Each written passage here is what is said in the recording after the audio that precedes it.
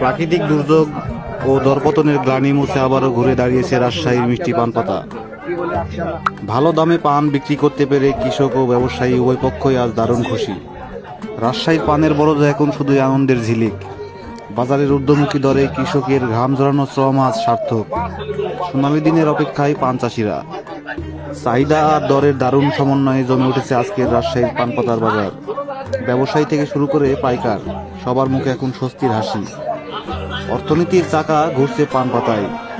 ধন্যবাদ সবাইকে। ভিডিওটি ভালো লাগলে অবশ্যই লাইক, কমেন্ট, শেয়ার দিয়ে পাশে থাকবেন। সবাইকে জানাই রাজশাহীর মিষ্টি পান পাতার সবুজ ভালোবাসা।